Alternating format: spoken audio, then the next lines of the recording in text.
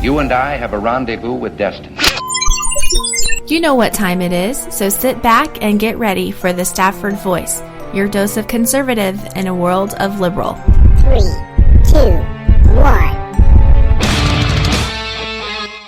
Hello, America. Today's show topics include the Islamic State toddler squad, the VA is dealing opiates, and profiles in history. So sit back, buckle up, and hang on because we are just getting started.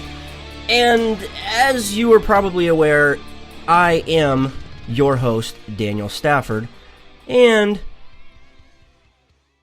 you are listening to The Stafford Voice, where we are conservative in a world of liberal. And, well, I want to remind you that there are many ways to listen, so set this channel as a favorite, hit the subscribe button, give us a thumbs up, whatever you have to do. Whatever you have to do so you don't get left behind. And if for some strange, crazy reason you do miss the show, as always, you'll be able to catch the replay. So just sit tight. There is absolutely no need to panic because, hey, I've got you. And in the case you aren't already following on social media, you can find me over on Twitter or Gab. All you got to do is just search for @StaffordVoice. Our handle on Twitter or Gab is @StaffordVoice.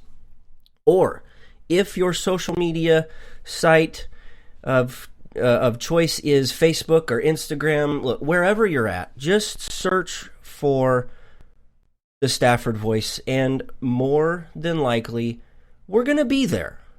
If not, shoot me an email or something, thestaffordvoice@gmail.com. Let me know where you're at, and we'll get over there and say, hey, what's up? All right. Where do we begin? Oh, let me remind you, since you're already over on the interwebs, let me remind you of something. Head over to the Stafford Voice, thestaffordvoice.com, and if you haven't done so, sign up for our newsletter. We email it out once a month. I'm in the middle of working on January's. It'll hopefully go out, I think, early next week. Usually it goes out the middle of the month, but I think it falls on the weekend this in January, so it'll be a day or two late. Nonetheless, if you haven't already signed up for it, you've still got time. Head over to thestaffordvoice.com and sign up for our newsletter. Also, I want to make sure to invite you into any of our chat rooms. We've got 2 different ones up and ready for you. Head over to klrnradio.com/chat, I believe is what it is, or chat room. You can join us in the chat room over there, or you can, since you may be watching here on the YouTubes, you can join us in the chat there as well. We've got some like-minded individuals that are just pumped and ready to talk to you about anything and everything that we will be covering tonight. Okay. Now, let me figure out... I got to get back over here. Let's get things started.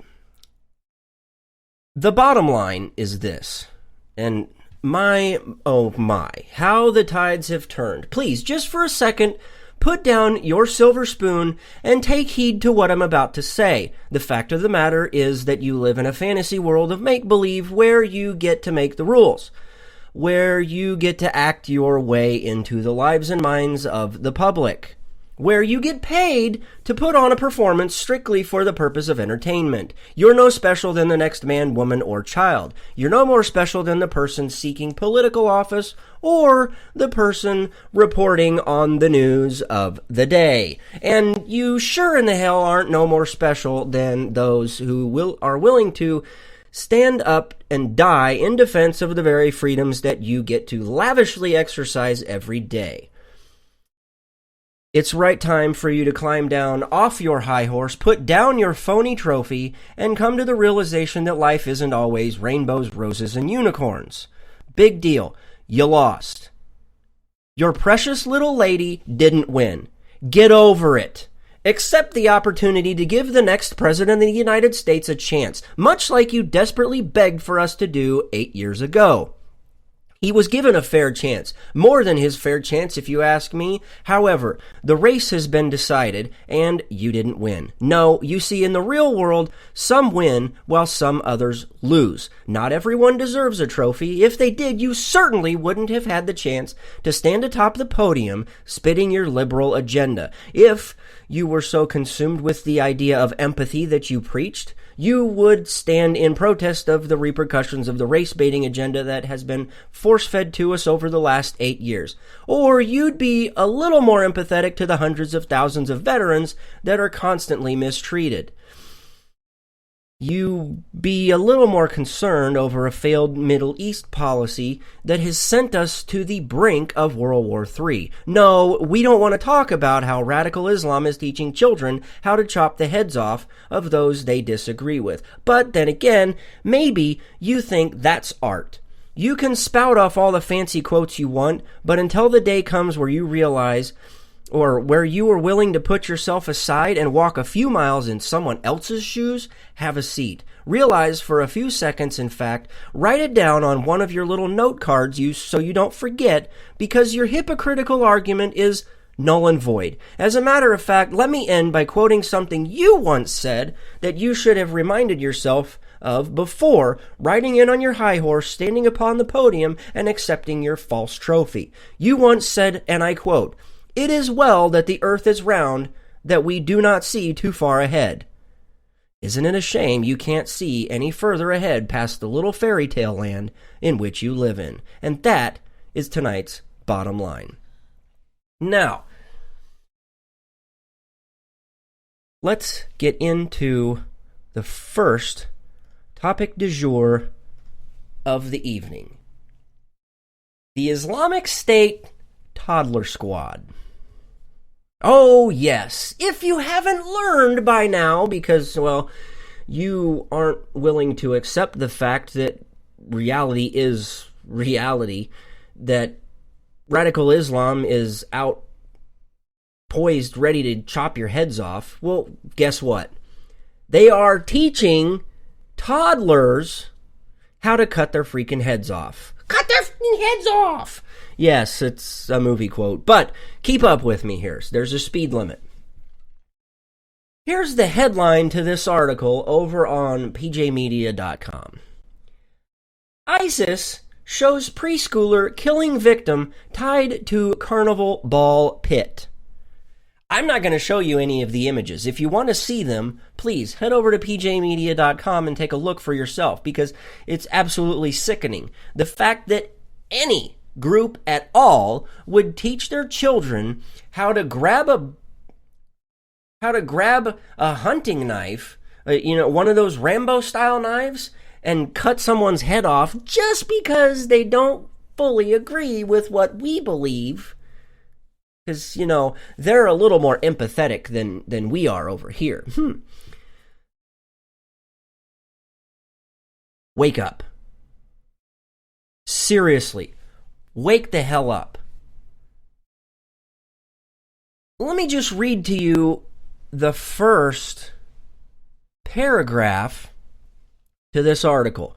After an end-of-the-year video showing preteens hunt down and kill bound prisoners in an abandoned building, the Islamic State today released an even more gory follow-up with children as young as preschool age murdering prisoners tied to broken carnival rides. Oh boy, oh boy. I'm just checking the chat rooms, and Jessica's reminding that yes, they do use toddlers to kill. Said toddlers also play soccer with a oh my god, I'm not even going to repeat that. So they said that this is an 18-minute, highly produced video out of ISIS out of an ISIS province in Syria, which was distributed through publicly accessible Islamic State media channels, social media, and file-sharing sites, including Google Drive, and briefly had a stint on the YouTubes. Okay, so let's get this straight. We go out, and since we're so empathetic, we go out and we find people that don't fully agree with us because, you know, they're Christians and we want to chop their heads off. So ISIS goes out, finds somebody that doesn't completely agree with their agenda, you know, kind of like that person that shall remain nameless was preaching about empathy on her little high horse.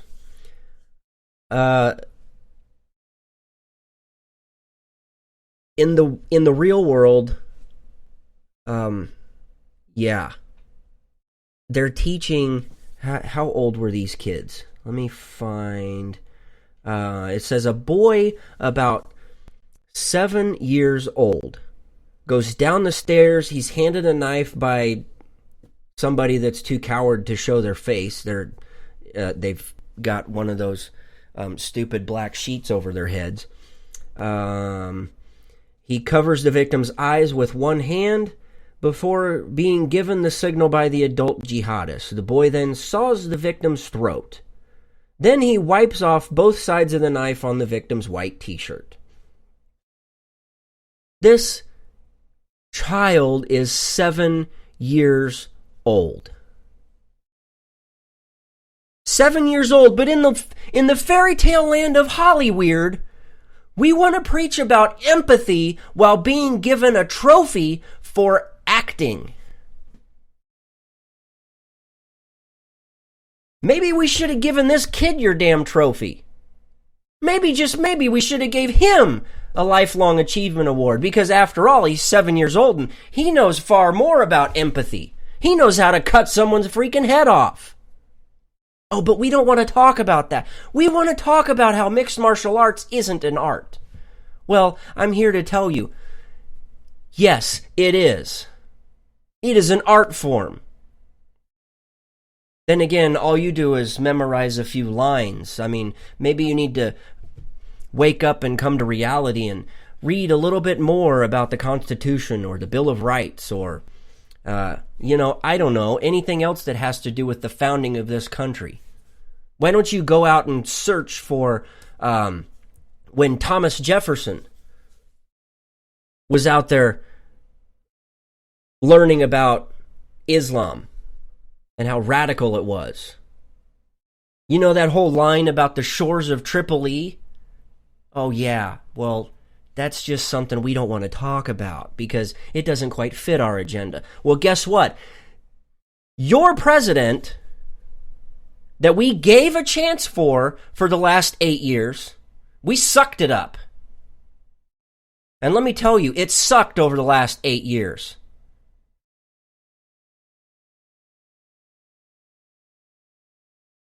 But a failed Middle Eastern policy has given us 7-year-olds holding a Rambo knife, cutting people's heads off.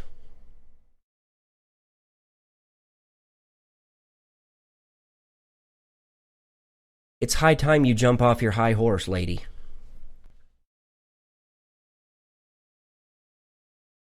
This story is so disheartening.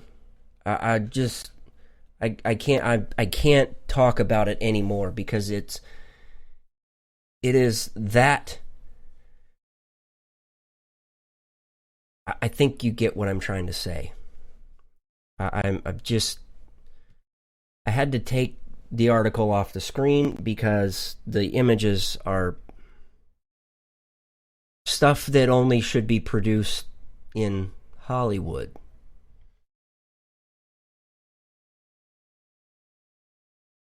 You know what? We need to take a quick break. And when we come back, we will talk about We'll talk about we'll talk about the VA dealing opiates. This is a story we were going to cover last week, but we didn't get a chance to, and well, we've saved it for tonight. So we'll talk about how the VA is dealing opiates to our veterans. We'll be right back.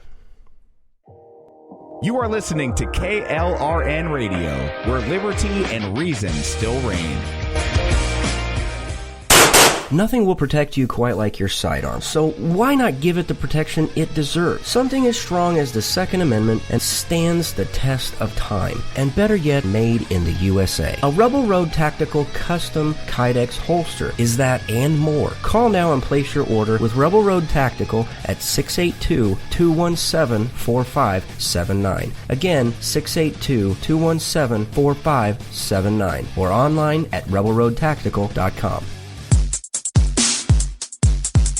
Conservative in a world of liberal. The Stafford Voice.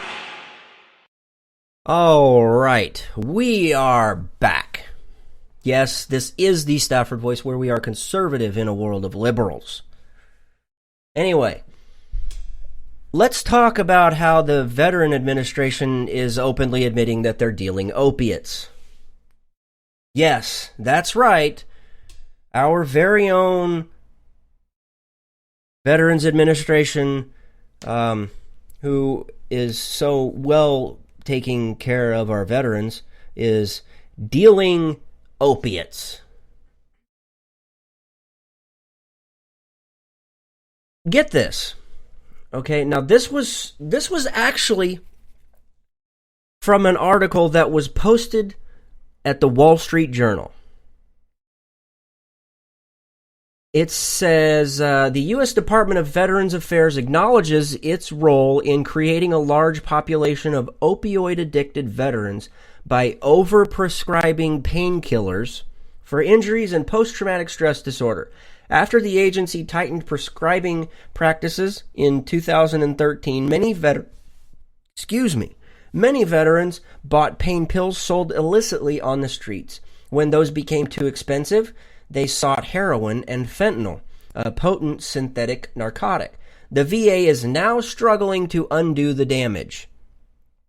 Hampered by budgetary and bureaucratic obstacles, it has failed to build a rehabilitation program robust enough to meet the overwhelming demand for treatment from the tens of thousands of veterans with opioid addiction, say analysts who have studied the issue.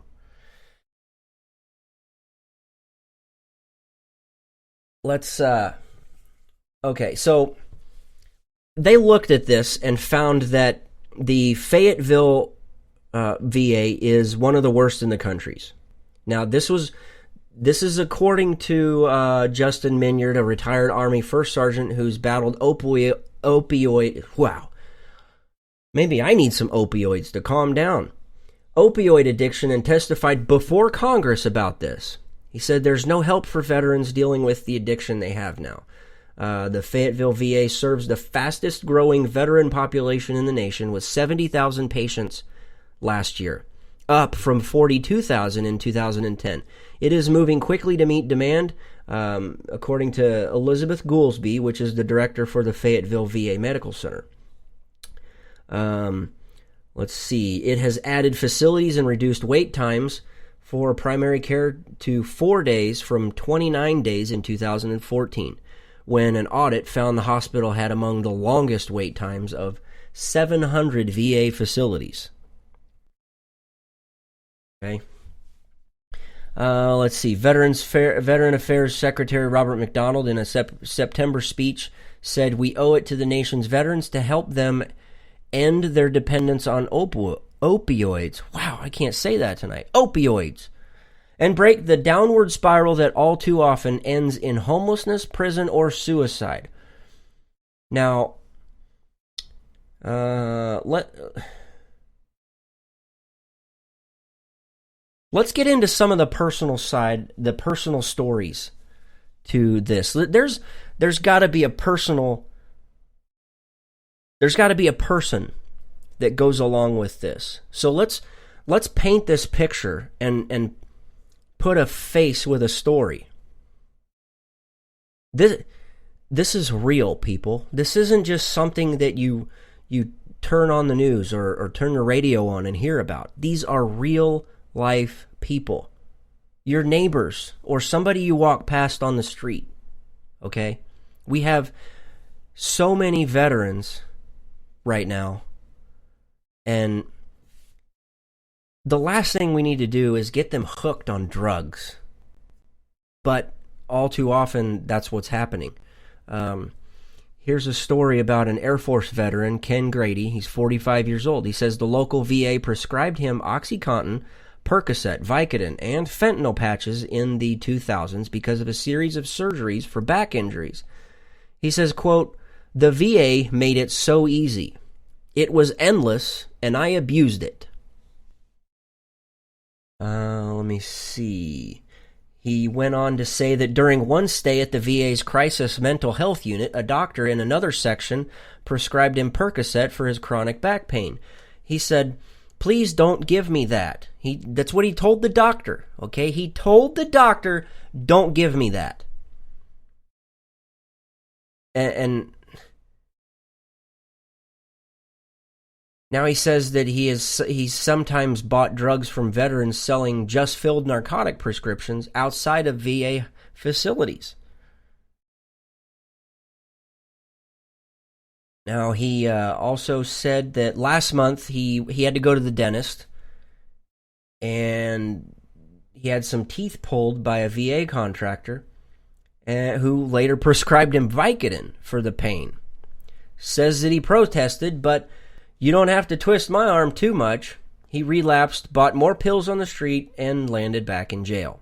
He had hoped to be out by Christmas, but we don't know if that happened or not.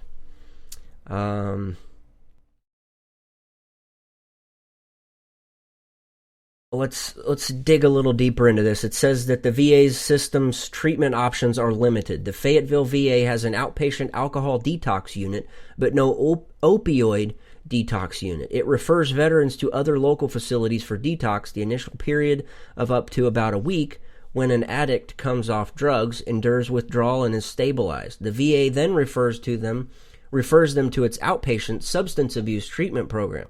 The much longer process of overcoming addiction and underlying issues through therapy, group programs, and medication. The outpatient program has 1,000 visits a month and saw a total of 2,800 new patients from January to October of 2016.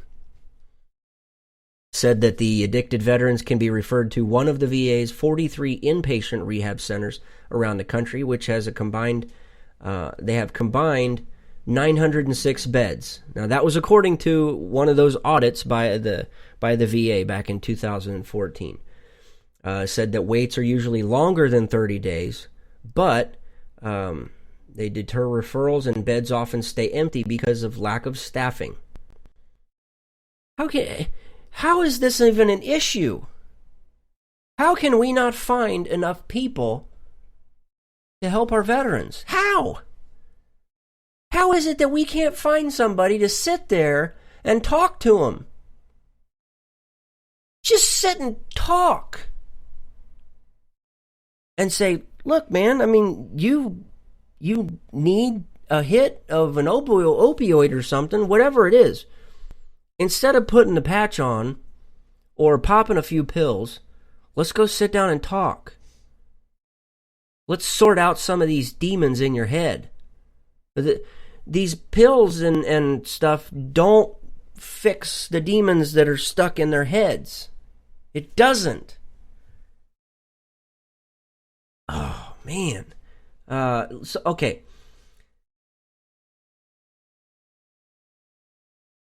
In regards to the demons that these guys walk around with in their heads, they are stuck. They don't know how to get them out.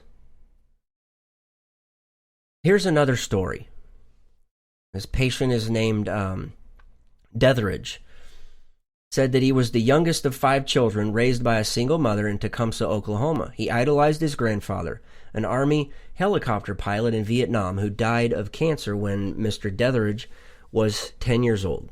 Mr. Detheridge says that he was determined to join the military. I thought, I want to become somebody. I want to make a big impact in the world. And shortly after enlisting in 2006, Mr. Detheridge was prescribed Percocet for a back injury from paratrooper training. He says he took pills during most of his deployment in Afghanistan in 2009 and 2010.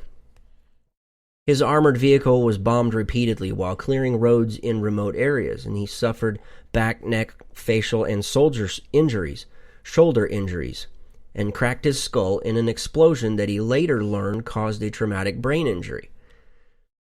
He said, quote, "I've got blown up 7 times. I'd go to see my medic, get bandaged, get Percocets, and get on with it." And he says, back home he was prescribed opioids for his injuries while stationed on the West Coast and in Hawaii. And as his tolerance increased, he started buying pills from other soldiers. He lost his marriage, his savings, his job, was medically discharged for substance use in February of 2014. Here's what gets disheartening. He says, quote, "They threw me out there and said, 'Take care of yourself.' So I did." He says that he's sought substance abuse treatment from the VA over the years, and including the spring of 2014 when he says he was told there was a 4-month wait for residential treatment. The VA continued to prescribe opioids for his injuries. He overdosed 6 times. Once at his mother's house in Oklahoma, and she's trained as an emergency medical technician and revived him. That's how my family found out that they thought he was just depressed. Well, unfortunately, it really isn't depression. I mean, the guy has seen and experienced things that only really plays out in Hollywood movies. But it was real.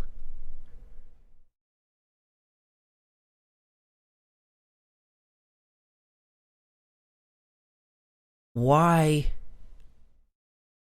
do we think this is okay?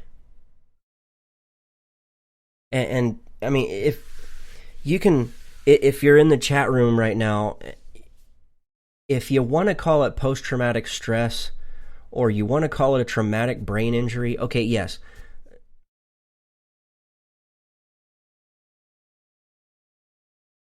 Whatever it is,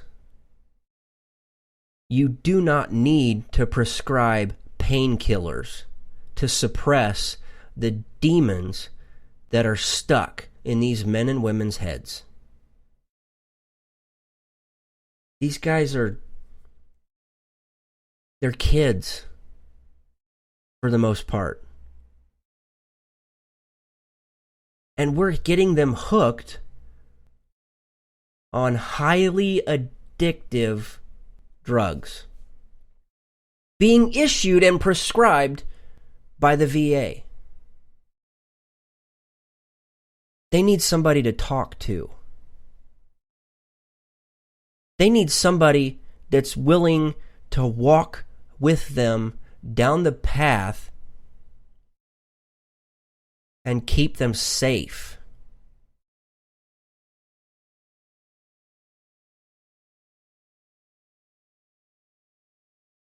Yeah, sure, it's easy. Pop a few pills. It kind of takes the pain away. Smoke a fatty.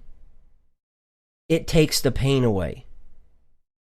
But it doesn't even remotely come close to fixing the problem. And a lot of it's mindset.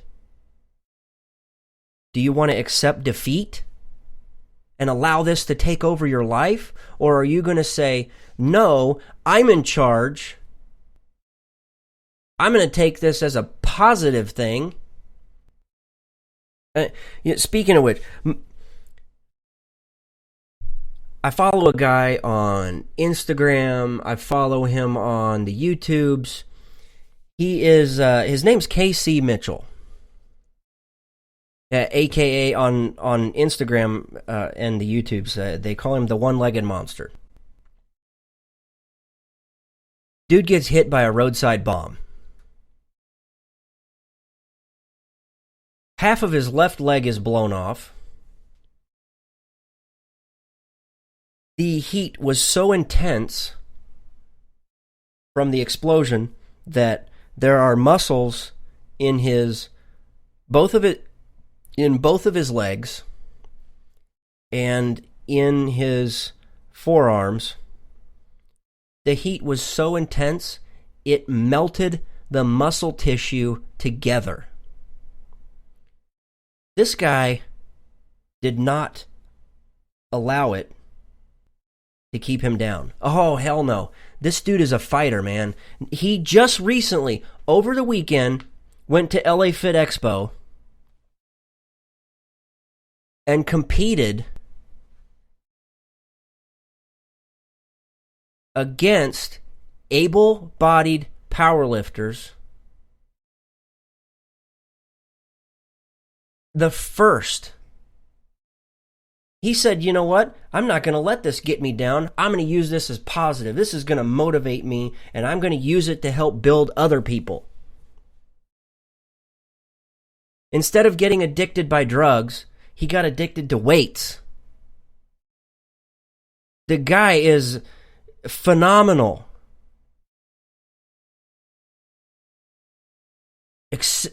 Accept defeat? Hell no. It's in your mind, man. It's mindset. I'm going to talk about this in one of my Thursday thoughts. I don't know how soon I'll get to it, but listen, I have my own issues. I like caffeine. I have an energy drink every morning. I like the taste. I like the little bit of jolt a little bit of kick in the rear from the little bit of caffeine. Now, if anybody out there knows me, I drink Spike, which is probably one of the highest caffeine contents. But I like the taste. You could take the caffeine out. I'd still buy them. I'd still drink them. I like the taste. It's like somebody that's addicted to Pepsi. Let's say addicted to Pepsi. Or addicted to chocolate. Okay, look, I like chocolate. I like chocolate chip cookies. I like chocolate chip pancakes. I like Nutella. I mean, everybody knows I like Nutella. I like chocolate milk. Eric Odom from Grassfire.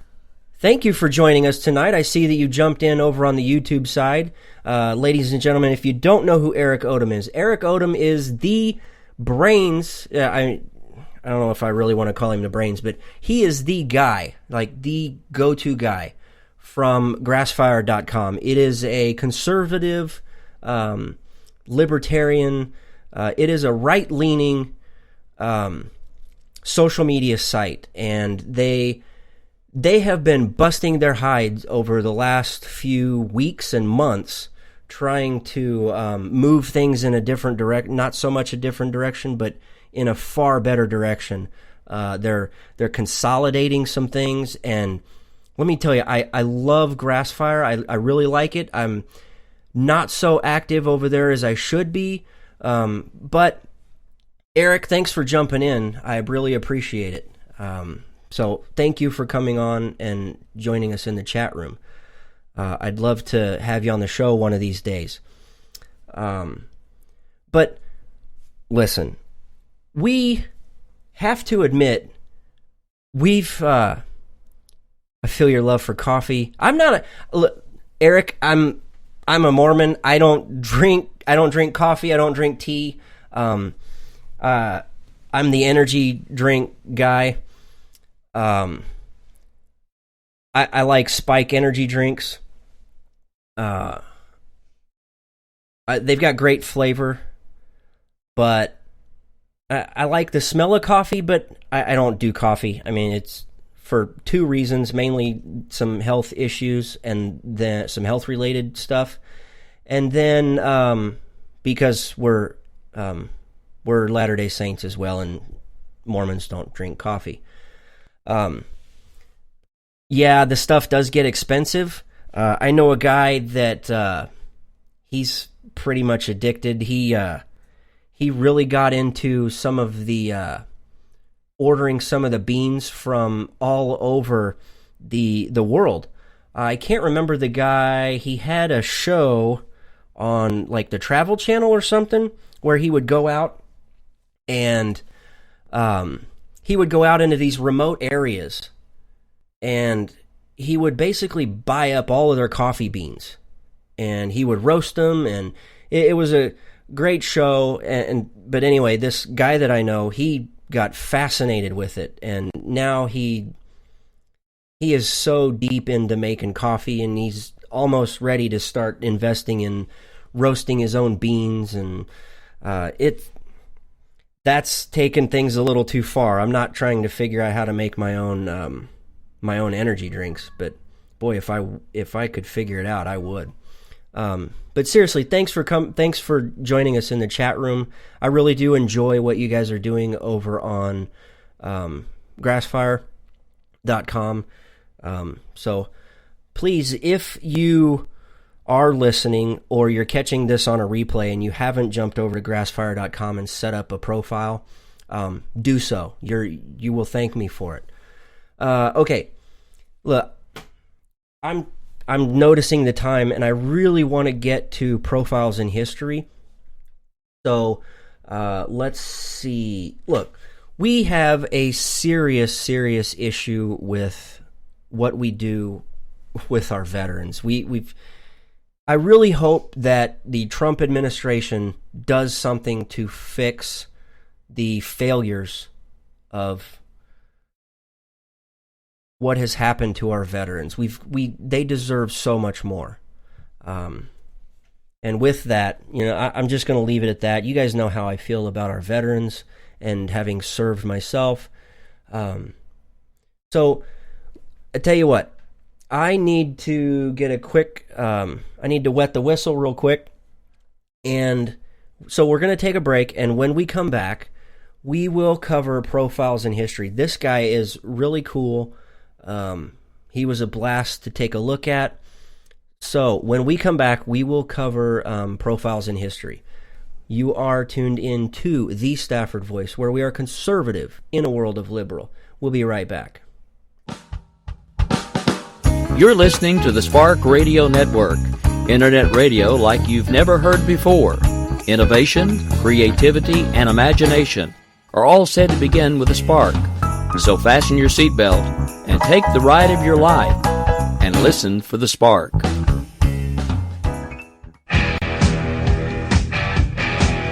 KLRN Radio has advertising rates available. We have rates to fit almost any budget. Contact us at advertising@klrnradio.com.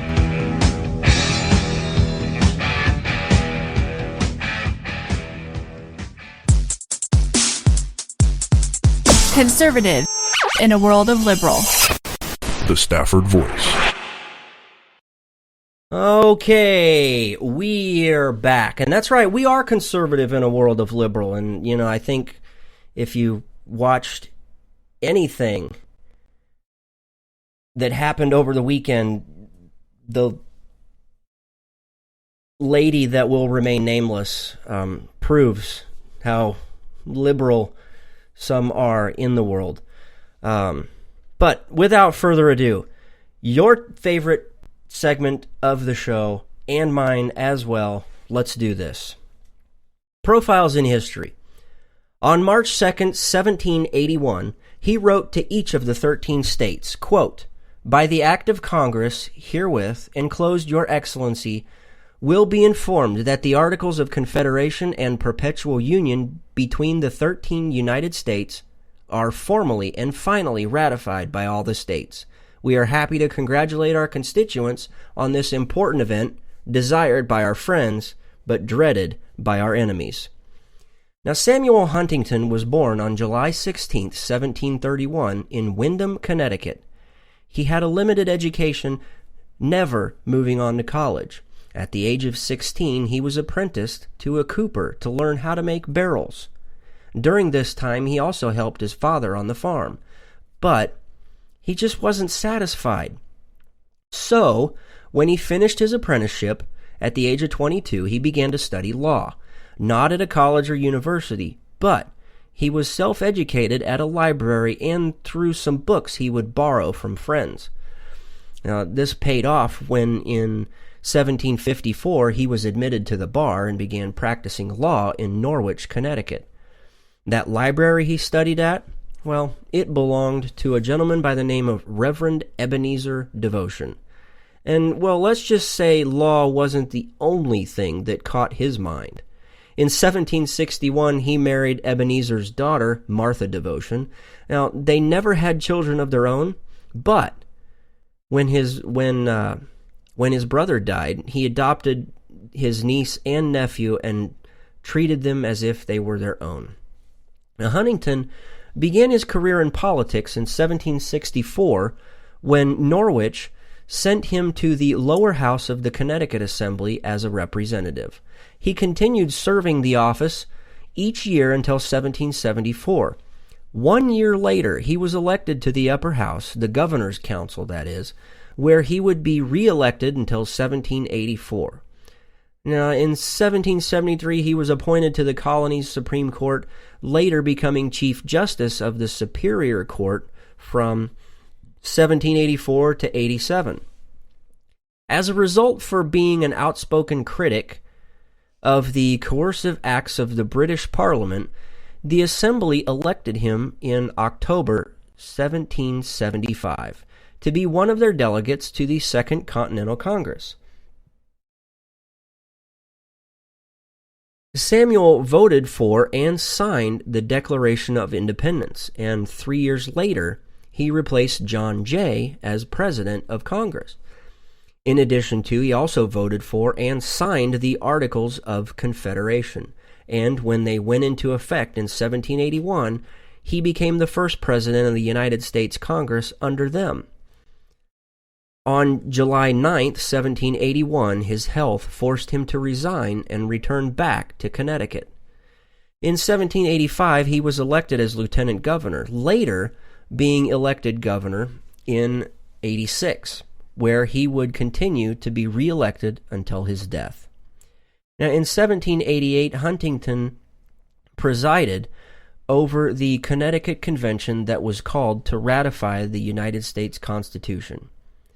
He was so well liked, he received 2 electoral votes in the first presidential election in 1789. Now, true, everyone knew Washington would win, but the vice president spot was still up for grabs. Now, on January 5th, 1796, at the age of 65, Samuel Huntington died in his home in Norwich, Connecticut. And that is this week's Profiles in History. That guy was a fascinating individual. I mean, it was kind of difficult to find stuff about him, but he was very, very well liked. I mean, it was difficult to find anything that was negative against him. He was just so well liked. I mean, he would have never been nicknamed the Huntington Beach Bad Boy. I mean, you know, like the that MMA guy that the lady that will remain nameless says isn't an art.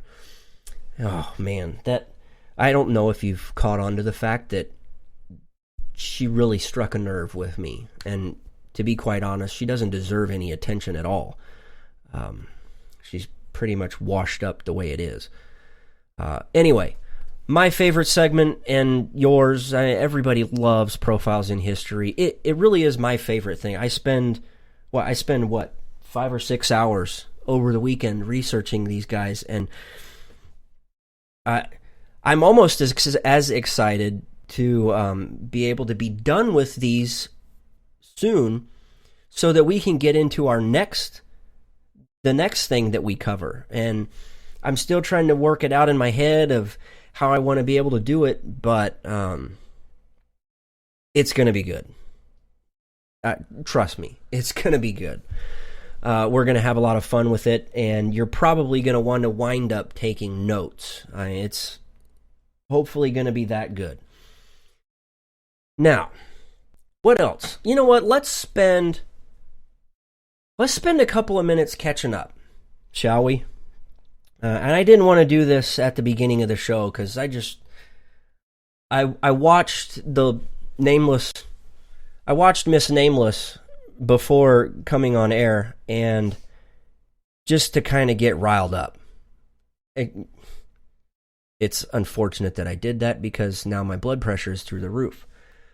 And then, still having to cover this whole VA thing. I'm getting tired of all of these sickening stories about the VA.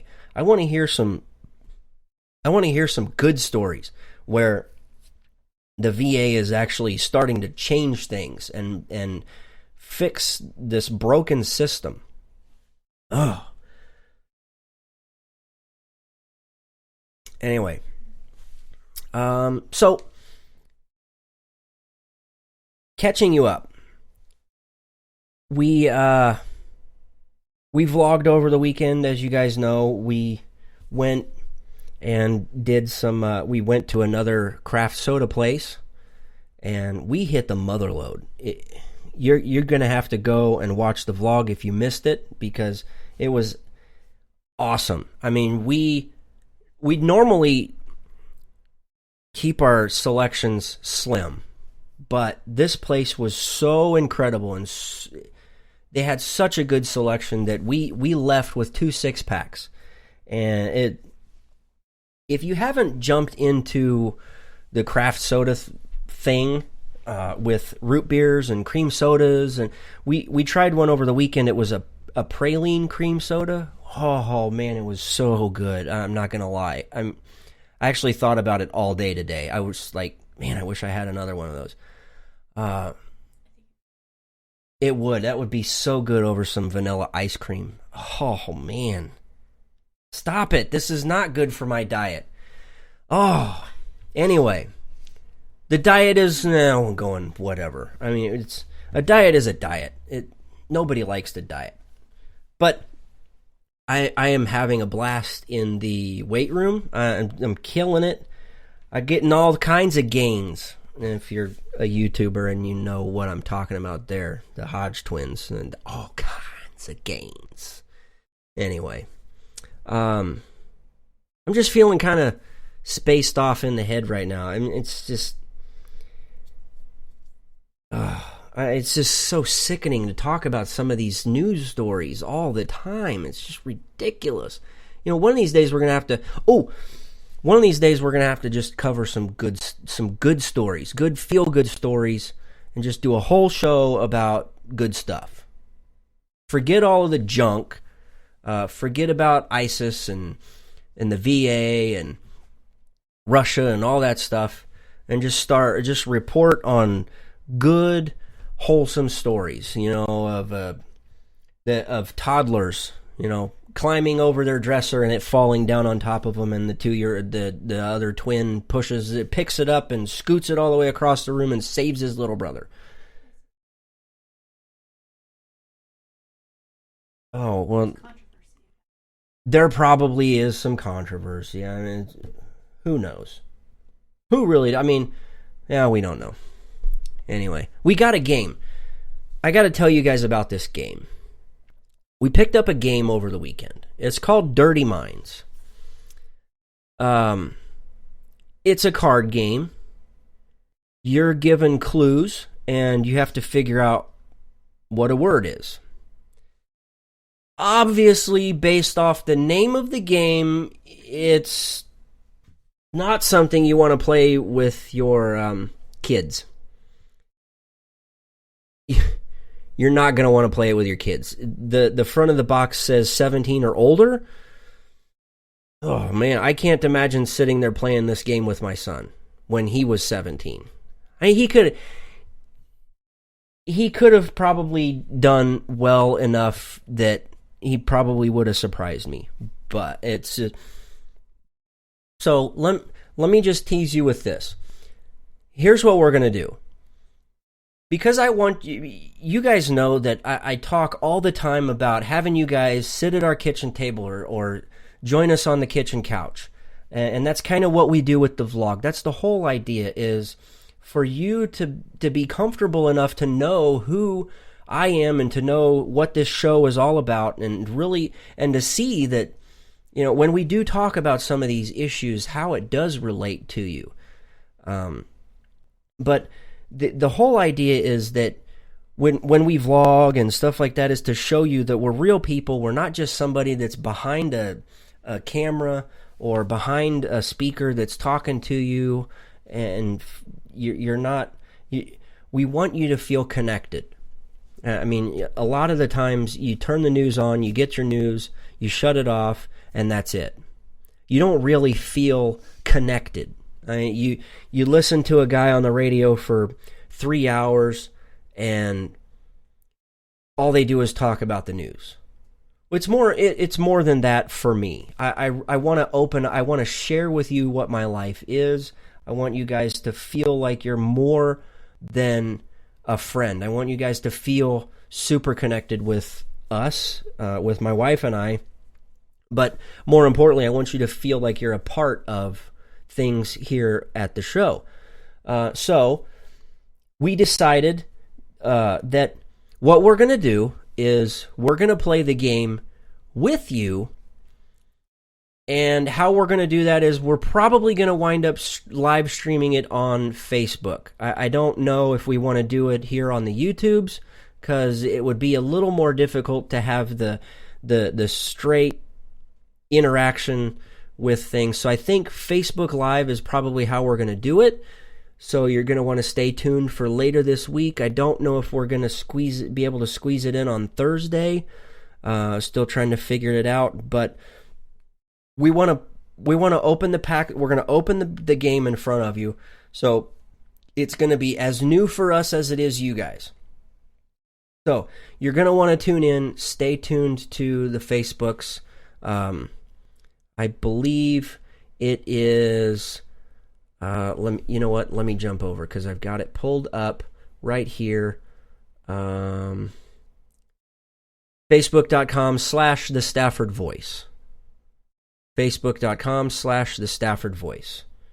You're going to want to go over there. Make sure you subscribe, or not subscribe. Make sure you follow us on Facebook. And that way, when we go live with the game later this week, you're right there with us and you can play along. We're going to have fun with it. Okay. Speaking of which, unfortunately, that's all the time we have for this week. And God willing, the Stafford Voice, I, your host, Daniel Stafford, will be back next week. Follow me on Twitter at Stafford Voice, or you can look me up on Facebook. All you got to do is, or Instagram, wherever you're at. Search for the Stafford Voice. If you're over on grassfire.com, I'm trying to remember how it's set up over there. Anyway, if you need help trying to find me anywhere, shoot me a message. I'll find it. We'll get linked up so we can keep in touch. If you have any questions, comments, or concerns, or you just want to keep things a little more private with a story or something that you want to share with us, feel free to email those to us to thestaffordvoice@gmail.com. Again, that's thestaffordvoice@gmail.com. Eric, thanks. I appreciate that. We'll do that. We'll get a group. We'll get a group going on over at Grassfire, and we'll be able to. I will put it up on the slides and stuff for the show. So we'll get some logos and stuff for the breaks and stuff, and we'll get it figured out. I'll get in contact with you to figure out how we can make this work best for Grassfire and us as well, to make sure that we are able to get the information out. Again, super excited that you joined us tonight. But Look, I want to thank everybody for tuning in tonight. Thank you so much for your time. And until next week, thanks and God bless.